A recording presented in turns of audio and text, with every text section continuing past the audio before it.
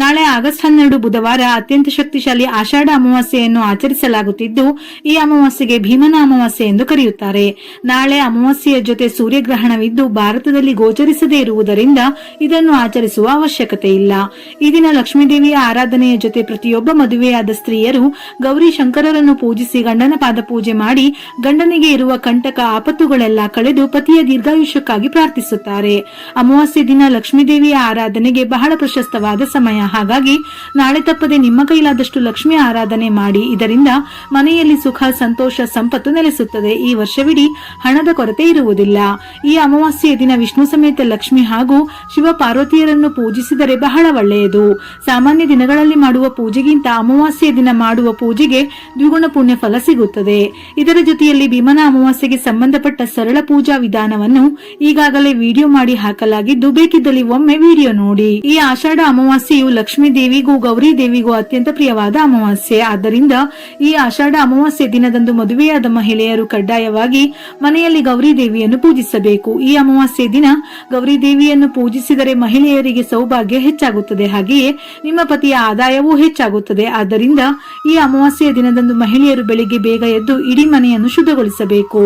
ಸ್ನಾನದ ನೀರಿಗೆ ಲವಂಗ, ಅರಿಶಿನ, ಬೇವಿನ ಎಲೆ ಅಥವಾ ಕಲ್ಲು ಉಪ್ಪು ಈ 4ರಲ್ಲಿ ಒಂದನ್ನು ಬೆರೆಸಿ ಸ್ನಾನ ಮಾಡಿದರೆ ಅದೃಷ್ಟ ಲಭಿಸುವುದಲ್ಲದೆ ನರದೃಷ್ಟಿ ದೋಷಗಳು, ಆರೋಗ್ಯ ಸಮಸ್ಯೆಗಳೆಲ್ಲ ನಿವಾರಣೆಯಾಗುತ್ತದೆ. ಅದೇ ರೀತಿ ನಾಳೆ ಮನೆಯನ್ನು ಸ್ವಚ್ಛಗೊಳಿಸಿದ ನಂತರ ಮನೆಗೆ ಹಾಗೂ ಮನೆಯ ಹೊಸ್ತಿಲಿಗೆ ಅರಿಶಿನದ ನೀರನ್ನು ಸಿಂಪಡಿಸಿ. ಇದರಿಂದ ನಿಮ್ಮ ಮನೆಯಲ್ಲಿರುವ ದುಷ್ಟಶಕ್ತಿಗಳು ಸಂಪೂರ್ಣವಾಗಿ ನಿವಾರಣೆಯಾಗಿ ದೈವಿಕ ಶಕ್ತಿಗಳು ಮನೆಗೆ ಪ್ರವೇಶಿಸುತ್ತವೆ.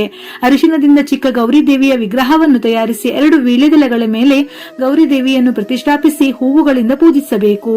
ಪೂಜೆಯಲ್ಲಿ ಗೌರಿ ದೇವಿಗೆ ನೈವೇದ್ಯವಾಗಿ ಬೆಲ್ಲವನ್ನು ಸಮರ್ಪಿಸಿ ಓಂ ಶ್ರೀ ಗೌರಿ ದೇವಿ ನಮಃ ಎಂಬ ಮಂತ್ರವನ್ನು 21 ಬಾರಿ ಜಪಿಸಿ. ಈ ರೀತಿ ಗೌರಿ ದೇವಿಯನ್ನು ಪೂಜಿಸಿದವರಿಗೆ ಈ ವರ್ಷವಿಡೀ ಅದೃಷ್ಟ ಮತ್ತು ಐಶ್ವರ್ಯ ಒದಗಿ ಬರುತ್ತವೆ.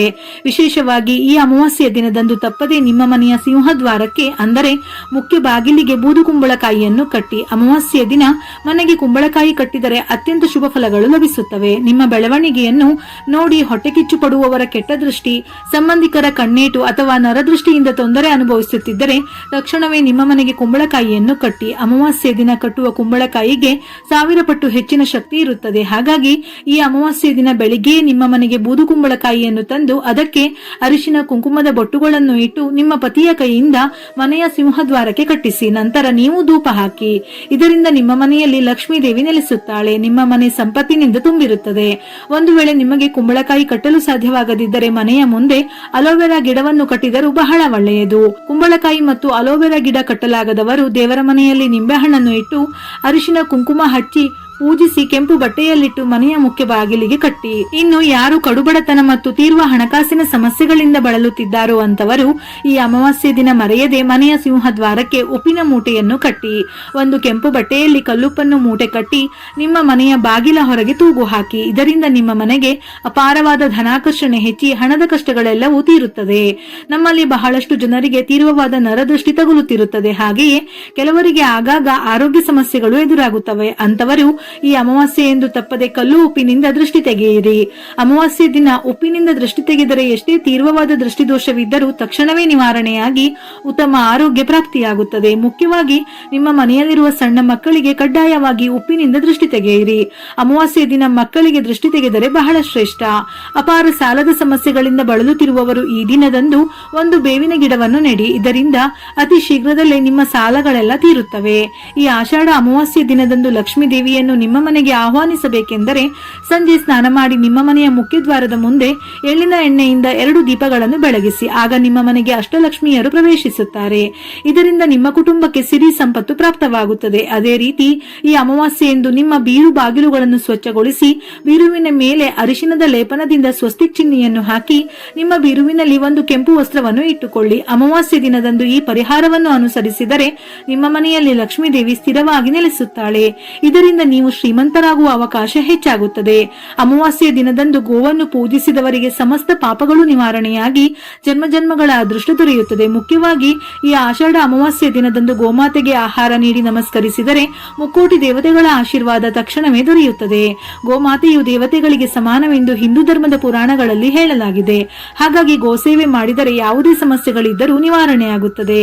ಅಮಾವಾಸ್ಯೆ ದಿನದಂದು ಚಿಕ್ಕ ಮಕ್ಕಳನ್ನು ಹೊರಗೆ ಕರೆದೊಯ್ಯಬಾರದು. ಹಾಗೆಯೇ ದೂರ ಪ್ರಯಾಣಗಳನ್ನು ಮಾಡಬಾರದು. ಮಾಡಬಾರದು. ಈ ದಿನ ಯಾವುದೇ ಶುಭ ಕಾರ್ಯಗಳನ್ನು ಮಾಡಬಾರದು. ಹಾಗೆಯೇ ಹೊಸ ವಸ್ತ್ರಗಳನ್ನು ಧರಿಸಬಾರದು. ಮುಖ್ಯವಾಗಿ ಕಪ್ಪು ಬಣ್ಣದ ವಸ್ತ್ರಗಳನ್ನು ಧರಿಸಲೇಬಾರದು.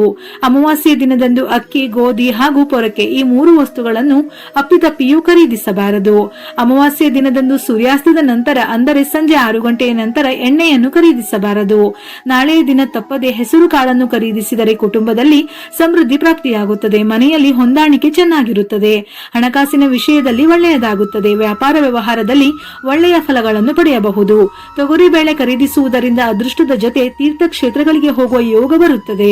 ಮನೆಯಲ್ಲಿ ಶುಭ ಕಾರ್ಯಗಳಾಗುತ್ತವೆ. ಇನ್ನು ಬಾದಾಮಿ ಖರೀದಿಸಿದರೆ ಕೆಲಸ ಕಾರ್ಯಗಳಲ್ಲಿ ಉತ್ತಮ ಏಳಿಗೆ ಆಗುತ್ತದೆ. ಹಾಗಾಗಿ ಈ 3 ವಸ್ತುಗಳನ್ನು ನಾಳೆಯ ದಿನ ತಂದು ದೇವರ ಮನೆಯಲ್ಲಿಟ್ಟು ನಮಸ್ಕಾರ ಮಾಡಿ ನಂತರ ಅಡುಗೆಗೆ ಬಳಸಬೇಕು. ನಾಳೆ ಸಂಜೆ 6 ಗಂಟೆಯ ಸಮಯದಲ್ಲಿ ನಿಮ್ಮ ಮನೆಯ ಸಿಂಹದ್ವಾರದ ಹೊರಗೆ 2 ದೀಪಗಳನ್ನು ಬೆಳಗಿಸಿ ದೀಪಕ್ಕೆ ಎಳ್ಳಿನ ಎಣ್ಣೆಯನ್ನು ಹಾಕಿ 1 ಲವಂಗವನ್ನು ಸೇರಿಸಿ ದೀಪದ ಬತ್ತಿಯನ್ನು ಉತ್ತರ ಅಥವಾ ಪೂರ್ವ ದಿಕ್ಕಿಗೆ ಮುಖ ಮಾಡಿ ಇಡುವುದು ಶ್ರೇಯಸ್ಕರ. ಹಾಗೆಯೇ ನಾಳೆ ಕೂದಲು ಕತ್ತರಿಸುವುದು, ಮಾಂಸಾಹಾರ ಸೇವಿಸಬಾರದು. ಇದರಿಂದ ಪಿತೃದೋಷ ಬರುತ್ತದೆ. ಅಮಾವಾಸ್ಯೆ ಎಂದರೆ ಪಿತೃದೇವತೆಗಳಿಗೆ ಸಮರ್ಪಿತವಾದ ದಿನ. ಪಿತೃದೇವತೆಗಳ ಆಶೀರ್ವಾದ ನಮ್ಮ ಕುಟುಂಬದ ಮೇಲೆ ಇದ್ದರೆ ನಮ್ಮ ಕುಟುಂಬದಲ್ಲಿ ಯಾವುದೇ ಸಮಸ್ಯೆಗಳು ಬರದಂತೆ ತಲೆಮಾರುಗಳ ಐಶ್ವರ್ಯ ದೊರೆಯುತ್ತದೆ. ಆದ್ದರಿಂದ ಈ ಆಷಾಢ ಅಮಾವಾಸ್ಯೆ ದಿನದಂದು ನಿಮ್ಮ ಪಿತೃದೇವತೆಗಳಿಗೆ ತರ್ಪಣ ನೀಡಿ ಅಥವಾ ನಿಮ್ಮ ಪೂರ್ವಿಕರ ಹೆಸರಿನಲ್ಲಿ ಅನ್ನದಾನ ಮಾಡಿ. ಹೀಗೆ ಮಾಡುವುದರಿಂದ ಮೃತಪಟ್ಟ ನಿಮ್ಮ ಪೂರ್ವಿಕರು ಸಂತೃಪ್ತರಾಗಿ ನಿಮ್ಮನ್ನು ಹರಸುತ್ತಾರೆ. ಈ ಅಮಾವಾಸ್ಯೆ ದಿನದಂದು ಬೇರೆ ಯಾವುದೇ ಕೆಲಸ ಮಾಡದಿದ್ದರೂ ಬ್ರಾಹ್ಮಣರಿಗೆ ಸ್ವಯಂಪಾಕ ಅಥವಾ ಬ್ರಾಹ್ಮಣರಿಗೆ 1 ಹೊತ್ತಿನ ಊಟಕ್ಕೆ ಬೇಕಾದ ಆಹಾರ ಪದಾರ್ಥಗಳನ್ನು ದಾನ ಮಾಡಿ. ನಿಮ್ಮ ಕುಟುಂಬದಲ್ಲಿ ಯಾವುದೇ ಸಮಸ್ಯೆಗಳು ಉಂಟಾಗುವುದಿಲ್ಲ. ಮಾನಸಿಕ ಶಾಂತಿಯನ್ನು ಬಯಸುವವರು ಈ ಆಷಾಢ ಅಮಾವಾಸ್ಯೆ ದಿನದಂದು ಶಿವ ದೇವಾಲಯಕ್ಕೆ ಹೋಗಿ ಶಿವಲಿಂಗಕ್ಕೆ ಹಾಲಿನ ಅಭಿಷೇಕ ಮಾಡಿ. ದಾಂಪತ್ಯ ಜೀವನದಲ್ಲಿರುವ ಅಡೆತಡೆಗಳು ನಿವಾರಣೆ ಆಗುತ್ತದೆ. ವಿಡಿಯೋ ಇಷ್ಟ ಆಗಿದ್ದಲ್ಲಿ ಮರೆಯದೆ ಲೈಕ್ ಕೊಟ್ಟು ನಿಮ್ಮವರಿಗೆ ಶೇರ್ ಮಾಡಿ. ಇದೇ ರೀತಿಯ ಮನಮುಟ್ಟುವ ಉಪಯುಕ್ತ ಮಾಹಿತಿಗಳಿಗಾಗಿ ಮತ್ತೆ ಭೇಟಿಯಾಗೋಣ.